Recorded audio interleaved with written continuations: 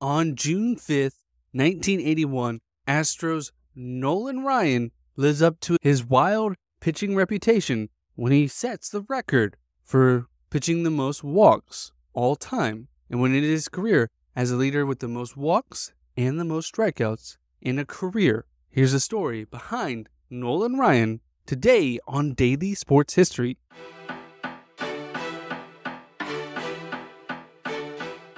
Before we get started today, I want to tell you about another great daily podcast called A Little Bit de Todo, which means a little bit of everything, which is a daily podcast all about Latin culture. And here's a little preview. A Little Bit de Todo is a podcast about a little bit of everything for curious minds of all ages. I'm Christina, and you can tune in every weekday to learn about things like Cinco de Mayo, Chihuahuas, and volcanoes in Latin America. Episodes are bite-sized, 10 minutes long or less, and always Latin American related. Subscribe and follow A Little Bit de Todo podcast wherever you listen to podcasts. Welcome to Daily Sports History. I'm Ethan Reese, your guide to a rapid deep dive in sports history every day. And today's trivia question to listen out for is, what founding father was Nolan Ryan related to?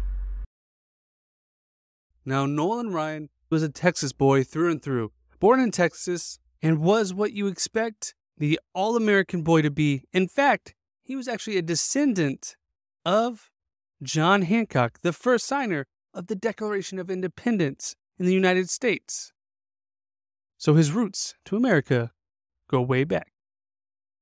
He had been playing baseball with his father in the front yard since he was 7 and fell in love with the game playing with the local neighborhood kids in a vacant lot near his house. But he actually kind of developed his throwing arm by being a paper boy with his father starting at the age of 8. He would go out every morning between 1 and 4 a.m. to deliver newspapers. But it wasn't just that he developed his throwing through being a paper boy. He just had a natural gift. By the time he was in junior high, he could throw a softball over 100 yards. And he really started to focus on the game of baseball after participating in high school football. When he had a head-on collision with a future NFL player, he decided to just focus on baseball for the rest of his career. And he made the varsity team as a sophomore. And that's when things really started to take off. And he started to attract many major league scouts while still in high school. His junior year, he averaged 2 strikeouts per inning, including a 21 strikeout game in a game that went extra innings. But during his senior year, he really set the baseball world ablaze. He posted a 19-3 record, taking his team all the way to the state playoffs. And this led him to get drafted in the 12th round by the Mets, where he would sign and join the Appalachian League, where he started out ablaze, having over 300 strikeouts in his first season, actually making his debut in 1966 for the Mets in Shea Stadium on September 11th. And he would make his first major league start a week later in the Astrodome in front of family and friends. And he struck out the whole first side, but would allow 4 runs, 4 hits, and 2 walks, taking a loss in his first major league start. His fastball was overpowering. He would average 14 strikeouts per 9 innings, which is a great number. But he would also average just as many walks. And in 1967, he actually suffered an arm injury that doctors recommended he have surgery for. But Ryan refused and preferred to rehab his arm on his own, as he already knew, especially back then, that having surgery on your arm could prematurely cut his career. And in 1968, he officially became a full-time member of the New York Mets, and he immediately became a sensation, being featured on the cover of Life magazine, being hailed as the best young pitchers the majors have ever seen. But he would constantly deal with finger issues and continuous military obligations, and he had joined the military to serve his country, but only joined the reserves so he could still pitch. But this caused him to have kind of weird times and couldn't have a consistent pitching schedule. And the Mets really didn't adjust their schedule to fit him, which caused him even more tire strain.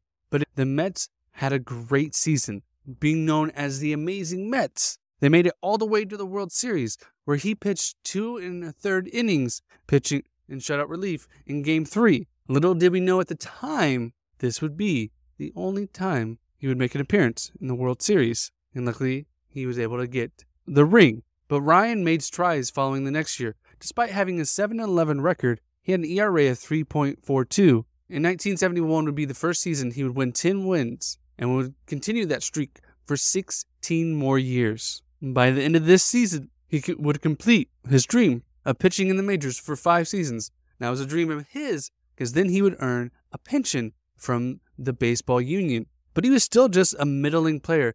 Despite all the hype and the hard throwing and the strikeouts he had, he still only, after 5 years in the majors, had a record of 29-38. But he would average a strikeout per inning, but would also average 6 walks. And after this season, he told his wife if the Mets didn't trade him after this year, he had made his pension, he would quit the game of baseball.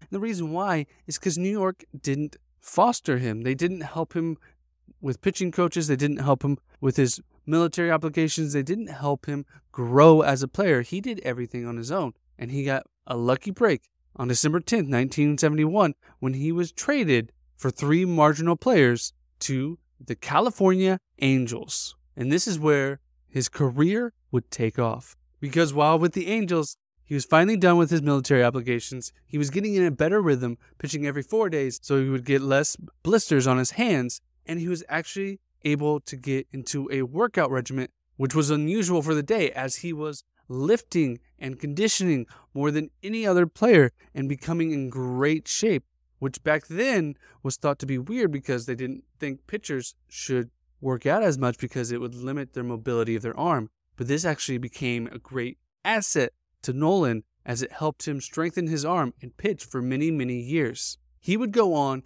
to pitch 4 no-hitters with the Angels, tying Sandy Koufax's career record, who was an idol of Ryan's. And he would have his first 300 strikeout season in 1973 with a total of 383 strikeouts. But the problem was, despite all his success he was having with the California Angels, they were a terrible hitting team. His ERA with the Angels was just above 3.0, and he won over 20 games 2 times because they could not score. And this somewhat helped Ryan, as he knew he had to pitch almost a perfect game every time, but was a continuous challenge for him as he just wanted the chance to win. Despite all the success he was having with the Angels in the time there, setting records, pitching no-hitters, having great success, despite the team not having success, the team eventually let him go, as they thought they could replace Ryan with a couple of other pitchers because he was just winning a little bit more than 50% of his starts. And as a power pitcher, he was 32 years old,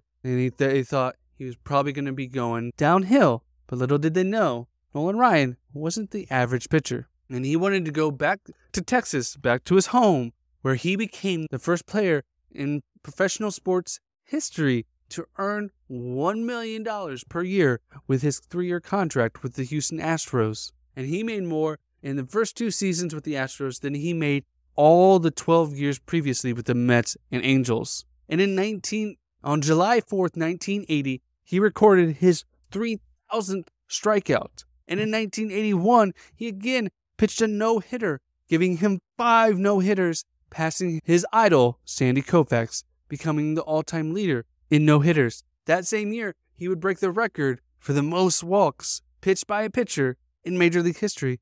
But 2 years later, he would also set the record for the most strikeouts that had stood by Walter Jones since 1927. 2 years later, in 1985, he would pass 4,000 strikeouts, and he still wasn't done. In 1987, he was the first Major League pitcher in history to lead the league in both strikeouts and ERA and not receive a Cy Young. Despite leading the league, he only had a record of 8-16, which had nothing to do with how good of pitching he was doing, and he finished 5th in the Cy Young. And by the time he was 40 years old, he had still not lost velocity. He was still pitching regularly over 100 miles an hour, with a devastating curve and a changeup he had also learned as well. But after the 1988 season, the Houston Astros thought he was done pitching, and they let him go. But Ryan wanted to stay in Texas, and he actually got a raise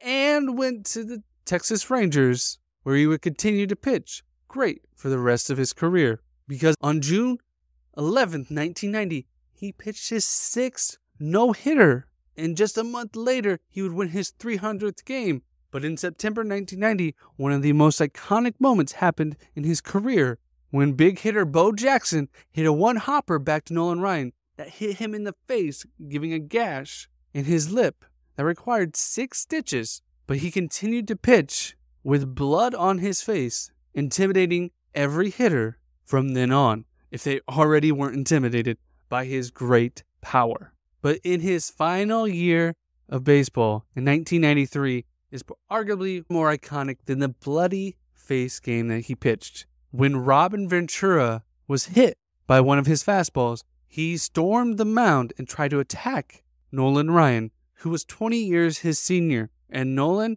just stood his ground and was able to get Robin in a headlock and punch the top of his head. After the fight, Ventura was ejected and Ryan stayed in the game, retiring 12 of the last 13 men he faced. But just a month later, September 22nd, 1993, while pitching a game in Seattle, it would be his last he ever pitched. Because while in the first inning, he heard a pop and he had torn a ligament in his right elbow, which is very common for pitchers. They use the Tommy John surgery for. But by this point, being in his 40s, he knew it was time to hang everything up. And in 1999, he would be inducted into Cooperstown as he was a first ballot Hall of Famer, as he still leads the majors, strikeouts, walks, no-hitters, and despite all of that, he never won a Cy Young Award and only had one World Series championship back when he began his career as a reliever with the Mets. But he didn't stay away from baseball for long, as in 2008, he became the president of the Texas Rangers and has become an idol for many pitchers, just like Sandy Koufax was for him. And I want to thank Jacoby Manuel for suggesting this topic from Twitter. And if you want to have a topic done on this show, all you have to do is leave us a review wherever you're listening. Give us your name and the topic you want, and we'll give a show just for you. And come back tomorrow for more daily sports history.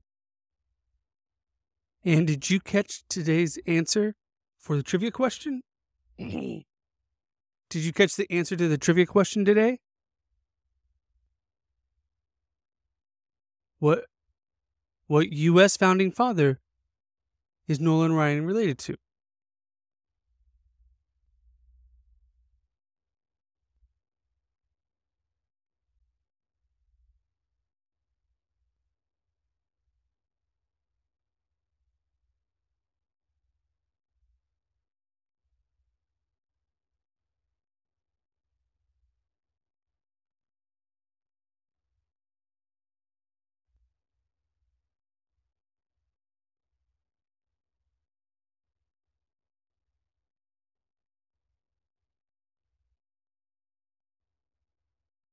And the answer is John Hancock.